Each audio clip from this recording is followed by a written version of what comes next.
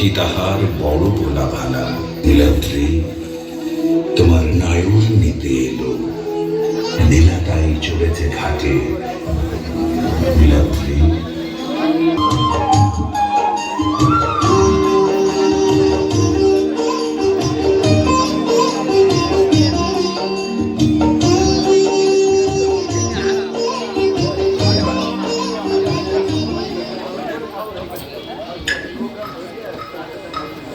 বাহ, চমৎকার একটি দৃশ্যপট আমরা দেখে নিলাম। ঠিক এরকম আমি প্রথমেই ধন্যবাদ জানাচ্ছি এই নায়র 2026 আয়োজনের আয়োজক কমিটির যিনি আহ্বায়ক, আমাদের পটুয়াখালী জেলা পরিষদের সম্মানিত প্রশাসক জনাব স্নেহাংশু সরকার কর্তৃ মহোদয়কে, সাথে অন্যান্য যারা সকল নেতৃবৃন্দ রয়েছেন তাদের অক্লান্ত পরিশ্রমে আজকের এই অনুষ্ঠানটি শুরু হয়েছে। নিশ্চয়ই এটি সফলতার সাথে শেষ হবে।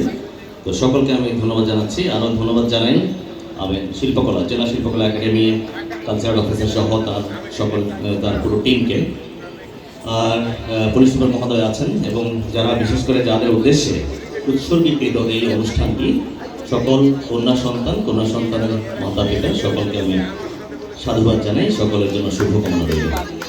আমাকে বলা হয়েছে যে আমার জীবনে ঘটে যাওয়া নায়র নিয়ে কিছু একটা বলার জন্য। আসলে যখন আমি এখানে নায়র শব্দটা, এই শব্দের সাথেই মানে আসলে আমাদের কিছু ভিজুয়ালাইজেশন চলে আসে, ছোটবেলার কথাবার্তা এগুলো চলে আসে।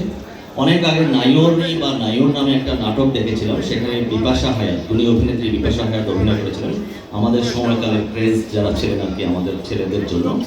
তো ভালো লেগেছিল। আমি যেটি বলবো সেটি হচ্ছে 1984-85 সালের কথা। তখন আমি ক্লাস 4-5-এ পড়ি। আমার বোন, আমরা 7 ভাই বোন, বড় ভাই, তারপর একসাথে 3 বোন, তারপর 3 ভাই। তো আমার বোনদের যেহেতু আমাদের বড়, তাদের বিয়ে শাদী হয়ে গেছে আগে থাকতেই।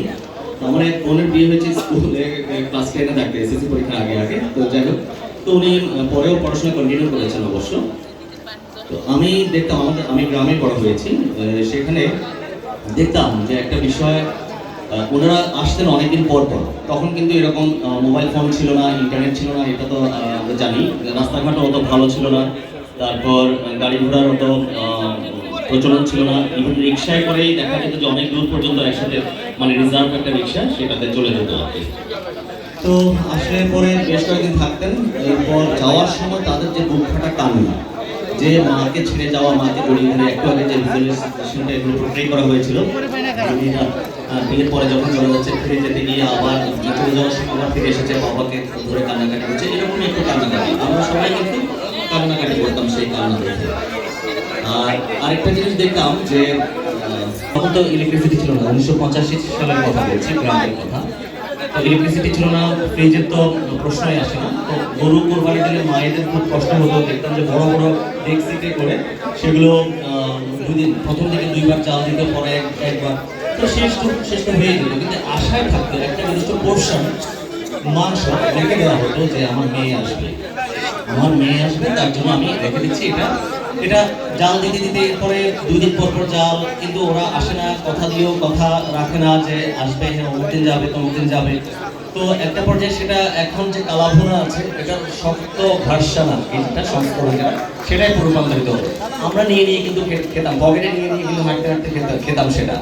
তো একটা পর্যায়ে যখন আমার বোন হয়তো বা আসতেন, তখন তার জন্য হয়তো অল্প কিছুই থাকতো যে না ঠিক আছে ও কখন আসবে না। তারপরও মায়ের মন যে কিছুটা অন্তত